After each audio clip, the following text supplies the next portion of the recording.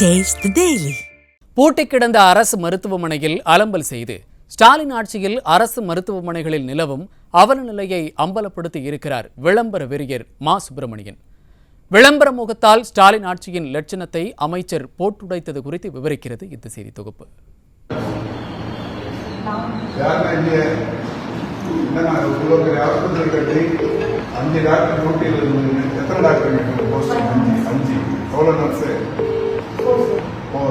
ஒன்பது பேர் அதுக்கப்புறம் மற்ற ஸ்டாஃப்லாம் எத்தனை பேர் எவ்வளோ பேர் இருக்காங்க உங்களெல்லாம் சேர்த்து 14 பேர் இருக்கிற ஹாஸ்பிட்டலில் ஒரு ஆள் கூட இருக்காங்க. 8 மணிக்கு யாராவது ஒரு உட்காந்துருக்காரு.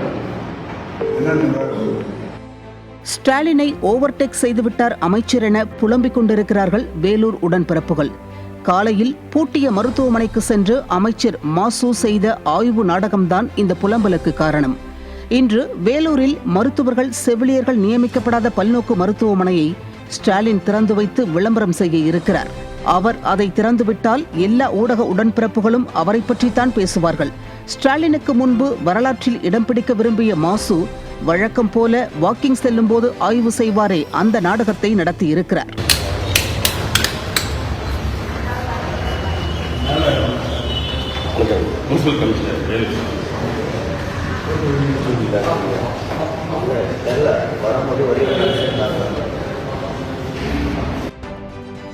ஆரம்ப சுகாதார நிலையங்கள் காலை 8 மணிக்குத்தான் திறக்கப்படும்.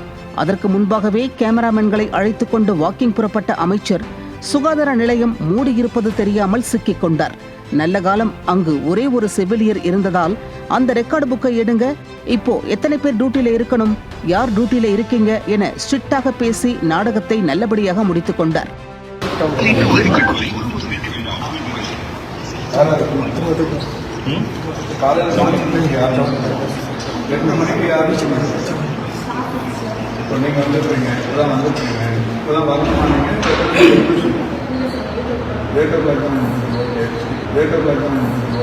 இப்போ யார் இங்கே இன்னத்துக்கு எத்தனை பேர் டாக்டர் யார் டியூட்டி யார்? அரசு மருத்துவமனைகளில் மருத்துவர் பற்றாக்குறை, செவிலியர் பற்றாக்குறை இருக்கிறது.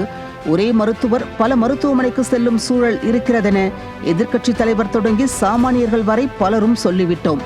அப்போதெல்லாம் காது கொடுத்து கேட்காத மாசு இப்போது அவரே யாரும் இல்லை என புலம்பிய காட்சிகளை அவரே வெளியிட்டிருக்கிறார்.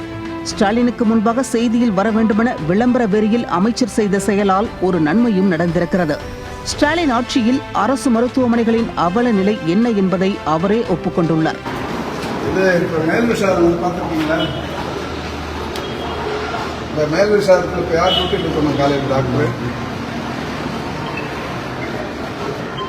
இல்லை ஃபுல்லாக இருக்கு, எல்லா போஸ்டும் ஃபுல்லாக இருக்கு, ஆஸ்பத்திரி காலையில் இருக்கு, எல்லா போஸ்டும் ஃபுல்லாக இருக்கு, ஆஸ்பத்திரி காலையில் இருக்கு.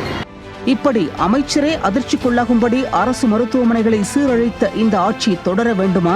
2026 மாற்றம் கட்டாயம் வரும் என்கிறார்கள் பொதுமக்கள்.